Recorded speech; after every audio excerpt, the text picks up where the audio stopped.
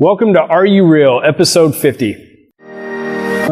Welcome to Are You Real? Finding the Authentic You, the podcast that focuses on Christians that are active in everyday life. Join in as we speak to everyone from successful business owners to educators to athletes about their faith and how it helps them reach out and revolutionize those around them to do the same. And now get ready to roar with your host, the voice of manifestation, Jon Fuller.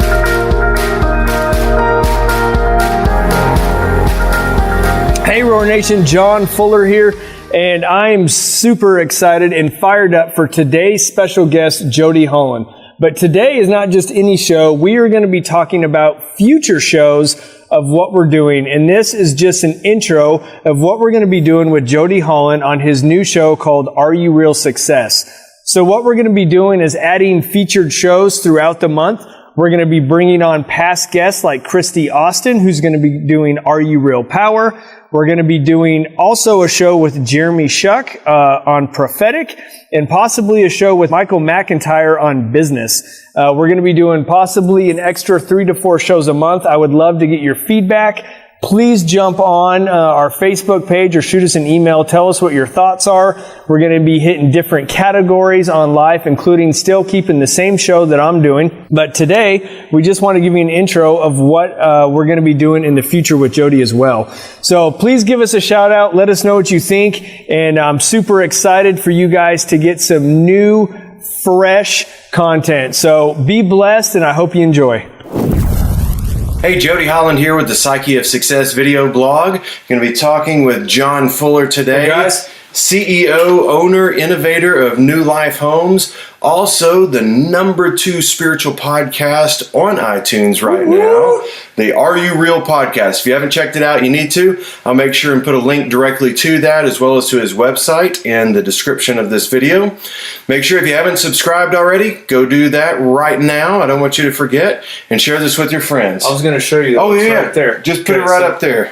#2 under Joel Osteen. How awesome is that? Yeah, Joel learned everything he knows from Jon. Man, I'm glad that guy took some hints from me, some tips. I am too. I'm telling you. I think that had he not paid attention, he wouldn't have Lakewood where it is today. That's right, man. Worked out well for him. I think he's got like 50,000 members. Because of that. Yeah. All right, so he's doing all right. He's doing all right. Actually, I love Joel Osteen. I listen to him all the time in the car. Channel 128 on Sirius XM. Nice. Not a commercial, but I do love his show. Nice. So we're going to be talking about success, and we're kind of doing a hybrid today.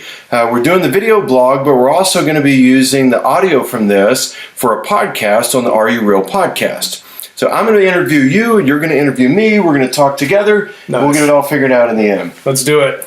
So I want to start by asking you, what is your definition of success? Okay, so I was thinking about that today. So I think that's evolved so much over the years. So in my early 20s, success was all about the money. So had I told you I made $1 million, man, I was successful. Yeah. Having made a lot of money and gone broke in the last 10 years and then made money again, that changes really fast. Yeah. Real fast. So success to me over the years is coming down to fulfilling purpose. Okay. So I believe that every person has a God-given gift or talent. Mm-hmm. And it is our job to find that gift and talent, and then to serve people with that, and to fulfill, to live those out. So kind of living within something bigger than you. Yes, absolutely. And I think a lot of times people I think they're like on the verge of success, and they like kind of find their gift, but it's inward focused. It's right. Like, how can I do this to serve me?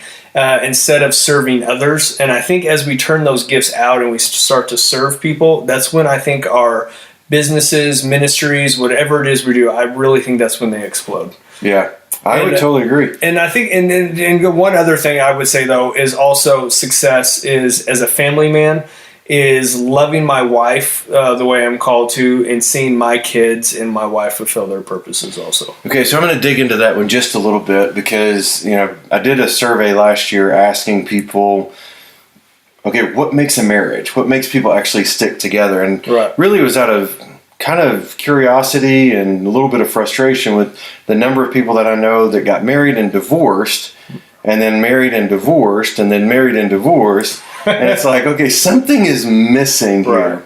So when you say love my wife like I'm supposed to, what does that mean? Okay, so not for all your listeners, but for me personally, that comes down to a biblical term. So scripturally, it says to love your wife as Christ loved the church, to lay my life down for her, which is really freaking hard if we're going to be honest, right? Yeah. So, because there's times that I'd rather just say, screw you, and this is what I want. Yeah, I'm going to do what I want to do. Yeah, I'm going to do what I want to do. And I've been married now 18 years, and I can honestly tell you, as I've loved my wife like unconditionally, then I really, you reap what you sow. So then she becomes sweeter and nicer and those things that we desire. Yeah. I mean, if we're going to be honest, and that's what my show is blunt, I get more sex when I'm nice. I think that's a good reason to be nice. That just kind of that just kind of goes together. And I say that almost laugh, but guys, like it's just cycle. It's like, well, we never have sex. Well, you're a jerk. Well, it just is perpetual. It just snowballs. It does. And as I am learning to do that, because there's days just don't want to. It's hard at times to be nice. It's really hard. And especially if you have a real type A driven personality, it's really hard to be nice sometimes. Which I heard you do. I do. Very much so. A friend of mine I was talking to in Kansas City, he was telling me, he said, I love my wife because I love my wife. He said, the day that I realized that there didn't need to be a reason for it was the day that I truly started loving her. That's smart. And so I think that's part of, going to that biblical term of love your wife as Christ loved the church in that sacrificial manner. There was no need for them to do anything. Yeah, that was the whole thing. Christ didn't go, look, I'm going to die for you if. Yeah. Like, you guys better take out the trash every day or we're not doing this. You better have my meals cooked. Yeah. Yeah, there was none of that. Yeah, and it's hard. And I think being young, I wish I had a mentor, somebody come to me and say, hey, you need to. I think you do, but I was having this conversation with a friend the other day. Is this generation, I think, lacks fathers. Oh, I agree. And that spiritual fathers, people telling younger guys like, hey, pull your head out of your butt and just be nice. And stop being a jerk. Right, exactly. Yeah. So that kind of ties into the next question as you think about, okay, we don't a lot of times have those mentors. And I know I was really, really lucky. Had a great father, great grandfather, had several men from the church that my dad pastored at that poured into me that were just good mentors to me. To me, a lot of the wisdom they gave me was about how to handle the tough times. Okay. Not so much just how to be always on, but at some point you're going to get kicked in the face. Absolutely. Here's what you do then. So my question to you is, how is it that you push through those worst times, those really tough times? So for me, it's prayer, and I have to sit back and just think about. So I used to have no funnel or filter, I should say, on my mouth. I just say. So if it was here, it was here? Oh, yeah, dude, it just came right out. And I'd say it. And what I found was it never worked out for me, ever. Mm-hmm. And so what I've done is if when I'm frustrated or going through a hard time, I just sit back and pray and say, okay, God, what are you doing in this situation, or what are you saying? So perfect example is my wife and I got in a really, and I keep going back to this for whatever, maybe this is for somebody special, right? Yeah, you never know. You never know, but my wife and I got into a pretty good argument. I bet it's been a week or two. It's been a long time since it got heated, and to the point where she was, and she's not a yeller, and she was yelling at me. She was mad. And I kept my cool, actually, and I just let her vent. And that being said, I just was able to collect my thoughts and just say, God, what are you saying in this situation? Because I know how I feel. Mm-hmm. I know what she's saying, but what do you say about this? And just tried to defuse the situation. So that being said, through worst times is prayer, and just sometimes I'll have, you know what, it might be I can't remember any scripture, but if there's one pop up in my head, and I just chew on that for a while. Yeah.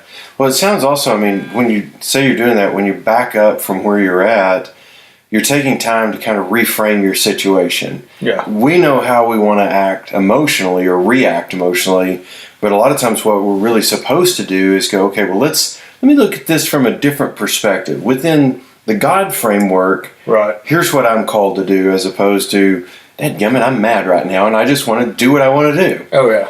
So, well, are we going to jump into yours, or are we just going to go? oh, you know what? Yeah, we almost forgot that. That's what I wanted to ask you. So let's jump into success. What is success for you, Jody? So success for me, just like with you, has evolved quite a bit. When I was 27 and I started into business, success was about having a nice car and making a lot of money, and other people looking at me going, man, look at Jody Holland. Got it all together. Yeah. So it was all a load of crap because I don't remember at any point when I was just chasing the dollar that I ever felt like I was successful. Yeah. I even had a year where I did $600,000 in training revenue. And that was like the most miserable year of my life. Isn't that funny how that works? Like you chase a dollar. It's like, I always think of the carrot in front of the donkey. It's just hanging out there. And you never catch it. So success now it's identifying the things that make me who I am. So that's why I've always liked your podcast, Are You Real? Because it's really about my authentic self is I am an author, I am a speaker, I am a trainer, and I'm a video blogger now. But it ties into the author, speaker, trainer thing. But it goes together. Yeah, so when I live into who I was designed to be, I'm successful. Yeah. If there's money, great. If there's not, I'm going to do it anyway. Yeah. And people will ask me, what are you going to do when you retire? Obviously, I'm not very old yet. Are you sure? No. I've got about 20 years before retirement. 20 good. But I go, well, I would do what I'm doing now. Yeah. I wouldn't do anything different. So I think that's the big thing is that so often we forget the fact that if we're doing what we love to do, we don't have to think about it because success is just an extension of who we are. That's funny you said that. I heard a guy one time that said, if you'll do what you love, the money will follow. And you know what the crazy thing is? That dude was right. Yeah. And so was Napoleon Hill, who in his book Think and Grow Rich said, don't chase money. Yeah. In the book titled Think and Grow Rich. Yeah. He said, find your burning desire, your passion, who you are, and just do that. Yeah. The money will find you. Yeah. And I have found that to be the absolute truth. The day that I stopped trying to be rich and just tried to be me was the day that it started working better. And I will say I'm still working on being me. Yeah, you know what I was thinking about that too is when you're chasing money, the other thing about that is when you haven't found purpose and passion in your life and you're chasing money, every good idea that comes that looks like you could make money, you chase it. So it's really easy to go off on a lot of rabbit trails during that time. Absolutely. So second question was, how do you push through your worst times? There's several things that I do when times get tough. Most of the time when things are tough for me, it's mental. Yes. And so I feel like I've got these demons just throwing crap in my head, making me doubt myself or question what I'm doing, that kind of stuff. So I step back from what... You doubt yourself? Oh, yeah. Oh, wow.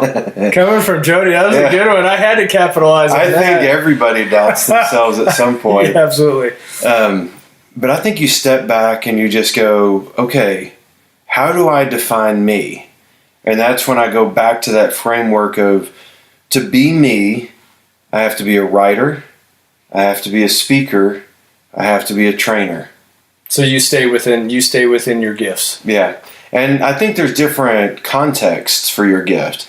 You know, think about with your kids, for example. With my kids, I'm the happiest when I write them something or have time to visit with them. Right. You know, or I coach them and try to help them figure out life. I'm happiest with my wife when I'm helping her as a school teacher prep a lesson or grade stuff. And I know that sounds crazy, but I do actually enjoy grading from time to time. I'm not very good at it. She usually corrects me. But I think when we're helping, we're happy. And so when times get tough, I actually just go help somebody. And it reframes it for me. Well, that goes back to what I said, is taking your gifts, you serve. So you're connecting with your wife through your gift. You're serving her. Yeah. You guys are connecting. Same with your kids. Yep, absolutely. So if you're really down, go through the drive-thru and say, I want to just pay for the meal for the people that are behind me. Doesn't matter how much it costs, just pay for it. Absolutely. You'd be amazed at how much better you feel like, yes, you just bought a chicken sandwich. That's incredible. You know what I like doing too is if you go to a restaurant and you leave like a huge tip, like a $50 bill for something, and it was like a 30, like the wage. Excuse me, sir, did you mean to do that? I love that. Yeah. My wife will usually write notes, a little note that says, I think you're an amazing person. I think this will go far. And I will give you another thing that I do. When I'm really, really, really down, I take about 10 $5 bills and I go to Barnes & Noble and I go put them in books. That's a fun idea. So I just go put them in books that I think, hey, that's a really good book. Somebody should read that. Here's $5 towards the book. And I think I've done it 8 times now. That is hilarious. And so if you're in Amarillo, Barnes & Noble. Yeah, I'm going to Barnes & Noble. I'm going to go see if I can find one. You have to find the books that Jody Holland likes to read. I don't think there's a Jody Holland section. There's not. We'll find one. So the next question that I have for you, and then you can ask me, is what is it that keeps you awake at night? And this ties back always with who I am in my podcast. So it's purpose. So it's not fulfilling my purpose. And then also not helping my family. So I'm really big. I'm in a season right now of wanting to see my wife and kids do what, because my kids are teenagers now. Yeah. So they're really coming into those formative years and wanting them to see them launch into who they are. So that keeps me up. And also sometimes is not doing a good job at work. Like I always want, I'm not a people pleaser, but I always want people to be happy with what I do. Yeah. So whether it's in construction or whatever it is I do, I really desire for people. There's nothing worse than a phone call and somebody's like, my roof's leaking or a tile's cracked or just something like it just bugs me because I want them to feel great about it. Yeah. Well, and I'm just going to throw this out there. He's got a book coming out called DIY Remodel My Life. And he's taking the lessons that he learned from the construction business and then what he's learned in his podcast, the Are You Real podcast, and kind of blending it all together. And so you've probably worked harder to try to make it right than any author I've met. Like I've had a couple of authors that, they'll write a book and they'll send it to me. I'll read it. I'm like, holy crap, you need to start over. And I'll say, don't send this without doing the formatting. Don't do it without this. Don't do it without that. And I know I still make mistakes too, but you try to help. And then the next thing I know, I get online, I order it. I'm like, those words are actually printed off the page. And like you didn't fix the formatting. You didn't do anything. So anyway, I'm excited about your book. Should be out next 30, 60 days. I would say 60. I'd say 30 to 60 days. 30 to 60 in there. I'm not in a hurry. It's been long enough. Might as well just take your time. Just take time.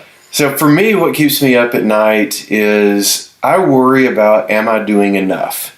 Yeah, and you're a driver. I am very much a driver, and I am a people pleaser. I know that I am. I want everybody to be happy when they leave one of my trainings. I want them to go, my gosh, I learned so much. I can apply that at home and at work. And if they leave a speech that I did, a keynote, I want them to go, best speaker ever. Yeah. And so I stay awake a lot practicing and reading other books about how to be good at that. But then also, I meet with my web guy, for example, and he'll give me a list of 27 things that are wrong with my website since last week. And I'm like, nice. And so I'll work till 2, 3 o'clock in the morning that day.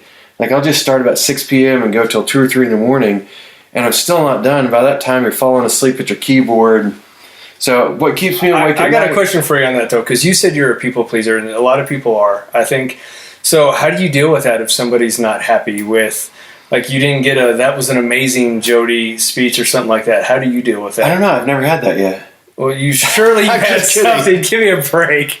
No, actually. He's like, no, I'm awesome. Thank you. No, really, he's awesome. No, I've always given a 100% money back guarantee. If you don't like the thing that I did, don't pay me.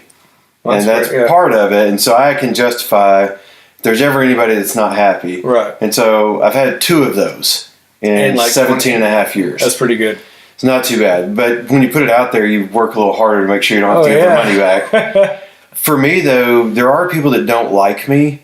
And I will tell you, it's the same thing that I do with everything else. I frame it. I have to go, okay, what does this person mean to me in the bigger picture? Right.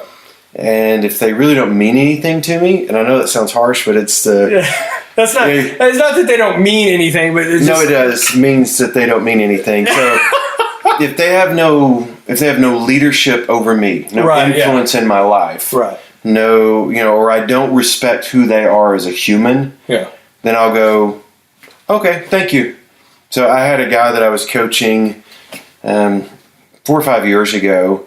And I sat down to coach him. A lot of times I get the executive coaching deals where they go, okay, well, we're going to either fire this guy or you have to fix him in 2 sessions. No pressure. No pressure whatsoever. And so I sit down with him, and the first thing out of his mouth is, "I hate you." Nice. Yeah, so my response was, "Okay." And then I waited for a minute, and I said, "Can we get started again?" He goes, "Did you not hear me? I hate you."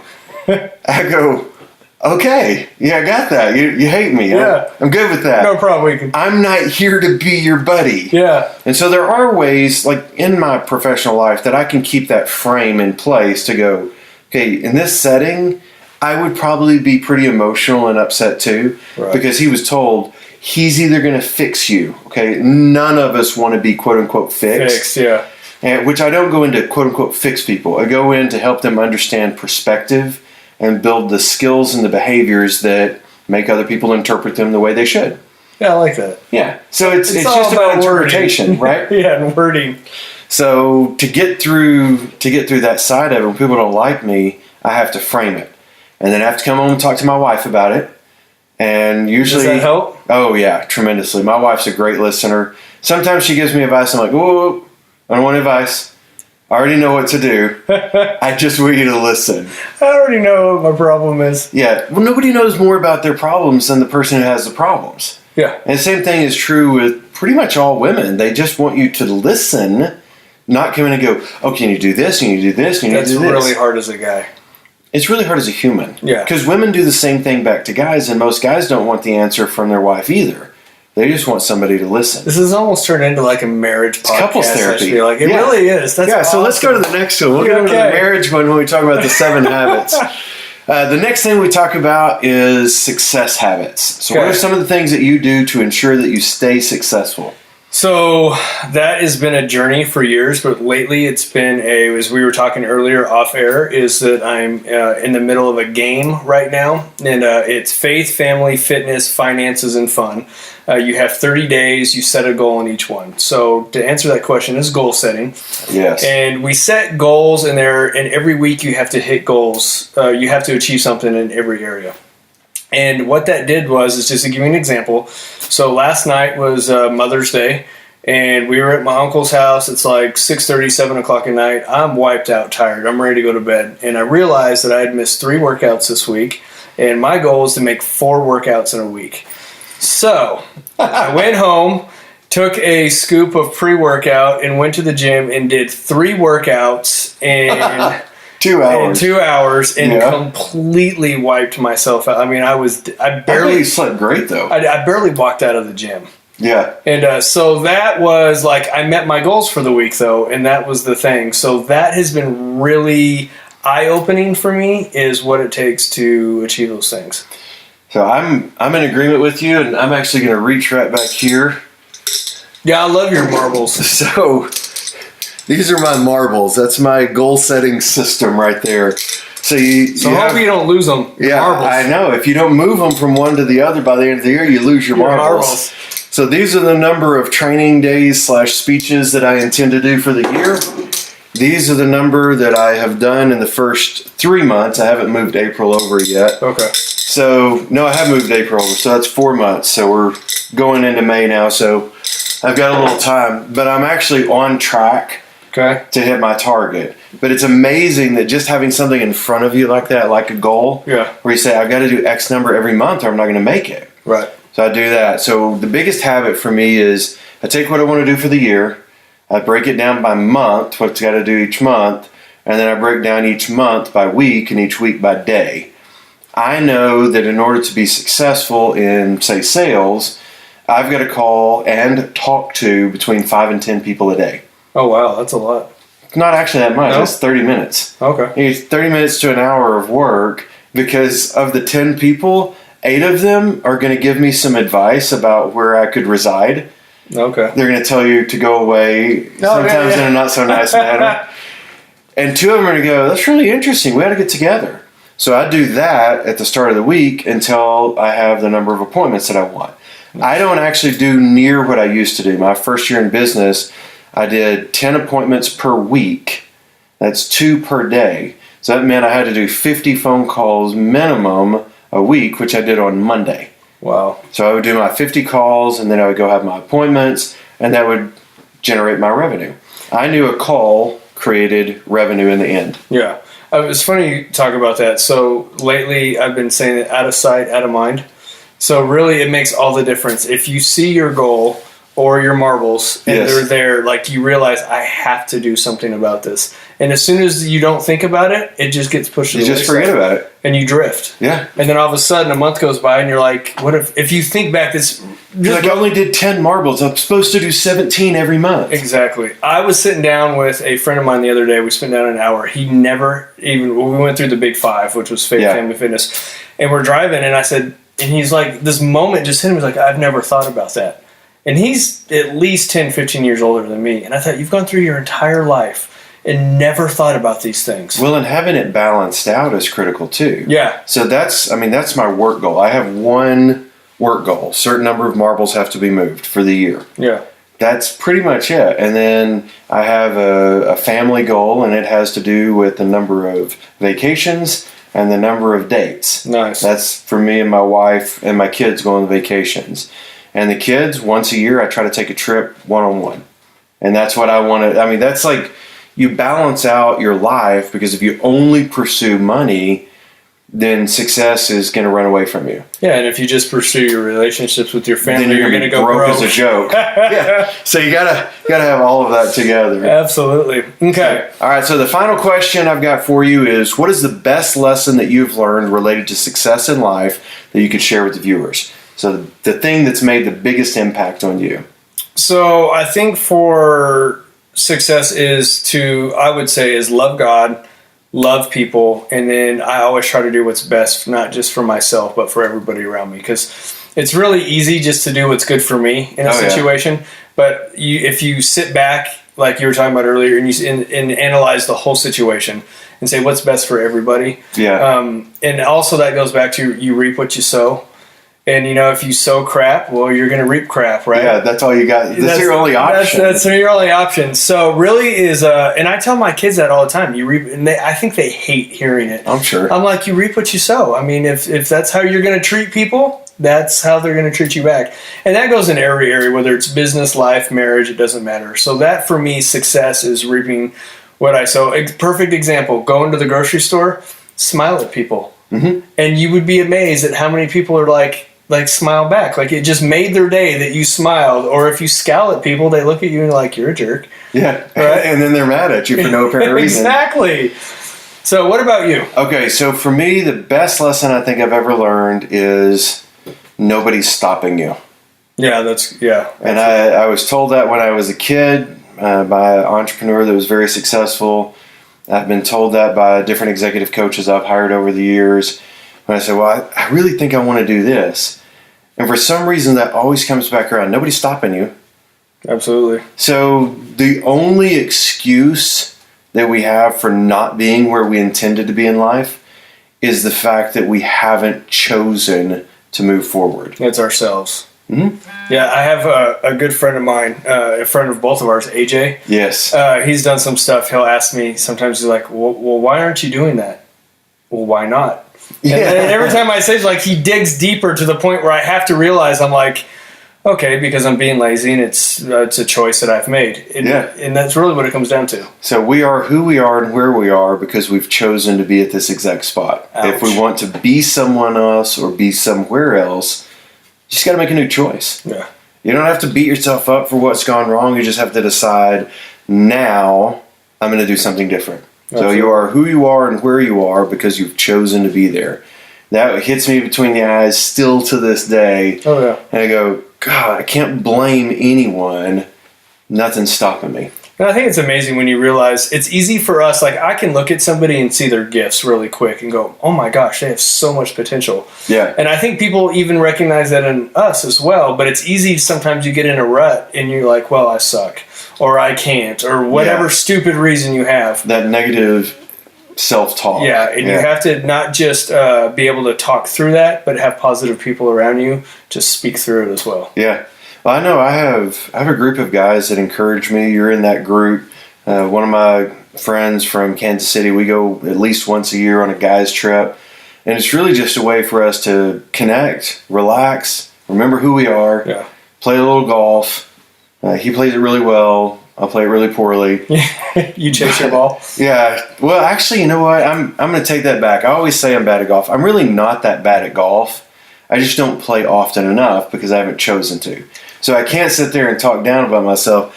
Legitimately, I can swing that club. I can hit the ball. I'm really good at chipping. I'm good at putting. Nice. But I need to play on a consistent basis. That's the problem. It's the same thing. So let's go back to one more success habit. Whatever you want to be great at, do it regularly. Absolutely. You have to do it consistently. If you want to be a great speaker, you need to speak all the time. I probably did 500 keynotes to small groups and associations before I ever got paid to do a speech. 500. 500. That's a lot. I have done 350-ish on paid keynotes now. Trained over 200,000 leaders, but I did a lot of free stuff before I got to the paid stuff because I needed the practice. Who's the podcast that you turned me on to? The guy Grant Baldwin. I interviewed him. He was on my show. Speaker Lab. Speaker Lab. Awesome. Yeah, he's on my show. And it's funny you say that. I think he says that. Just like, if you want to learn to speak, go out and just go speak to as many free things as you can and just go do it. Go get 1,000 of them. Yeah. Or at least 100 of them in the next year. Yeah. So I do want to give a shout out also to AJ Amex. AJ has coached me. I know AJ has coached you several times. Yeah. Looking forward to my next session with him. That guy is awesome. He did a program, Tweet Like a Rock Star, and said some incredibly profound things to me in my last session, such as stop obsessing about all the details. You're just not a detail guy. That's so true. I'm not. He said to set a goal, just do something simple that you can keep in front of you. And that's when I started thinking about the marble, because I did poker chips all the time for sales when I first started in sales. I had a white poker chip as a phone call that I connected. Red poker chip was actually went and did a presentation. And then a black poker chip was we got the money. I like it. And that all I knew is it took me this many white poker chips to get to the black poker chip, because you want to be in the black, not in the red. Yeah, it's all percentages, man. So you just play the numbers and you got there. So, hey guys, I've enjoyed having you on the show. Jon, I have very much enjoyed having you on the show. This is the Psyche of Success, and I am starting this interview process as a podcast on the Are You Real podcast. So once a week, this will be the inaugural episode. I will be putting the audio onto the Are You Real podcast. So make sure that you check the description and the link down there. Make sure you subscribe. Make sure you tell your friends. Find me on Facebook, Jody Holland Training. Find me on Twitter at Jody and Holland. And for heaven's sake, share this with your friends. They deserve some good information. Come on now. Yeah, I'm Jody Holland with the Psyche of Success. We'll see you next time. See you guys. That's all for this episode of Are You Real? Finding the Authentic You. Be sure to go to areyoureal.org for your free questionnaire to identify your gifts and talents and how you can use them to help people become leaders and catapult them into their destiny to help others become the leaders of tomorrow. We appreciate you spending your time with us and look forward to helping you reach out and revolutionize next time on Are You Real? Finding the Authentic You.